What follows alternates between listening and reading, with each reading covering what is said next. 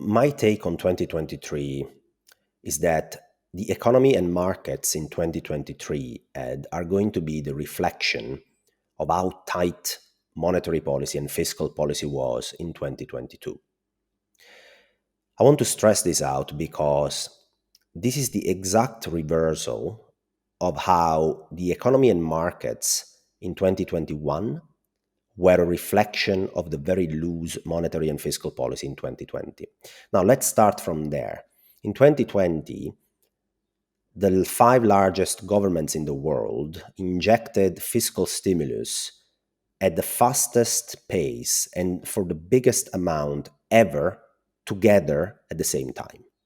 The US alone printed 25% of GDP in fiscal stimulus. That's $5 trillion of money that literally reaches the private sector. It's money you and I can spend in the real economy. So Europe did fiscal stimulus, Japan did fiscal stimulus, the UK, everybody did the same at the same time. So a lot of new spendable money was created through fiscal stimulus. So the fiscal stance was very expansionary. And at the same time, the monetary policy stance was super expansionary as well. Interest rates super low, real yields negative everywhere, quantitative easing everywhere. So in 2020, you got that, and the economy and markets in 2021, Ed, were a reflection of what happened in 2020. The real economy grew like hell. Earnings grew by 50% year on year in the Standard & Poor's. Nominal growth in the US was 10% year on year, real plus inflation. Markets were all over the place. And we got to some point where, because of the excessive amount of fiscal and monetary stimulus, there were also excessive animal spirits in markets. You had stuff trading at 100 PEs. You had very, very much reminiscent attitude of the 2000 dot-com bubble, if you ask me, to certain extents, right? But that, again, was a reflection of the excesses in monetary and fiscal stimulus in 2020. Okay, now let's go back to 2023.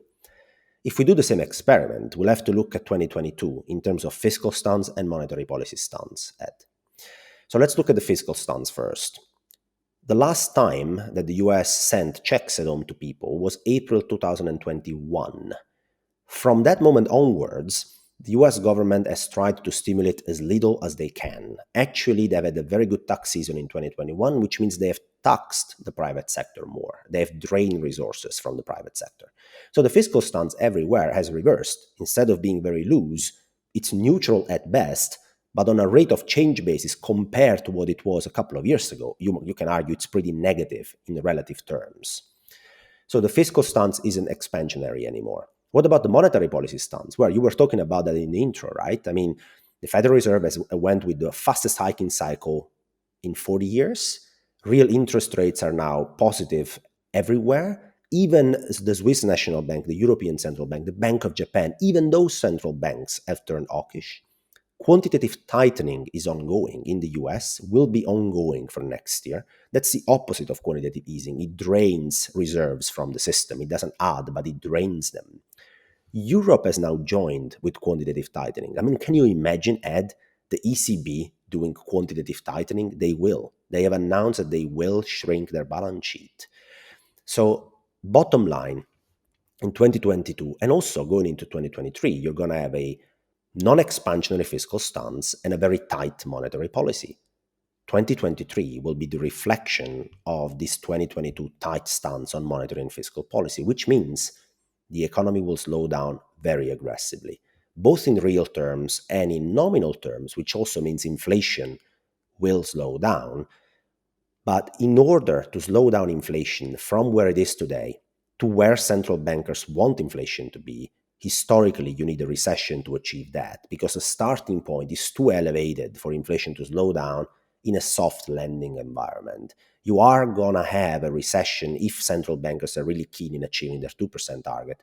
And I think they are, because they want to try and get back some of the credibility they lost massively by not seeing this inflationary spike, by being very late to the party hiking interest rates. Now they want to regain credibility, which means they're going to keep hiking and keep tight, even if it becomes incredibly clear to everybody that we will be walking in a recession. But again, it's not about what we want central bankers to do. When it comes to investments, it's what about they will do so that we can position and manage the portfolios accordingly.